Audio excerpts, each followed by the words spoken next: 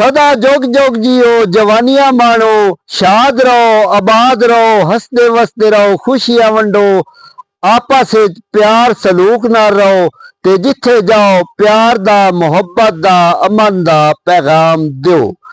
इसे दा नां हिने जिंदगी। मेरियां ये गल्लां होंदियां आम हो, इन्हां आम गल्लां नूं खास बनाउणा है तुसां बिरावां। कमेंट करके, लाइक करके, शेयर करके ते वीडियो नूं पसंद करके।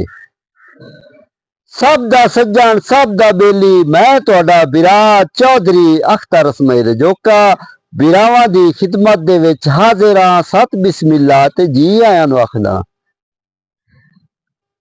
जे तुसी मेरी वीडियो नूं शेयर करसो, पसंद करसो ते मैं मजीद इस तों चंगियां चंगियां गल्लां तुहानूं सुणाइसां। जेड़ा पुराना वक्त है ना, वो बड़ा सोहना हा, बड़ा सुहाना हा ते बड़ा मिठा हा। उस वक्त चो लोग गरीब आन लेकिन दिल दे अमीर आन। गल इंज है बई दो प्यो पुत्र बैठे रल के ते जेड़ा पुत्र है ना, उस प्यो ने बड़ा अजीब जिहा सवाल किया बई प्यो जे आ जेड़ा नंबरदार है ना ये मर जावे तो नंबरदारी किनू दिसी। प्यो बड़ा सोच पै गया। कुछ सोचने तो बाद उस आख्या भी अगर ये नंबरदार मर जावे ना तो इहदी जिहड़ी विरासत है ना अगा कन्वर्ट हो जासी, अगा दिसी नंबरदारी। उस आख्या भी ओ मर गया तो मुड़ नंबरदारी किनू दिसी।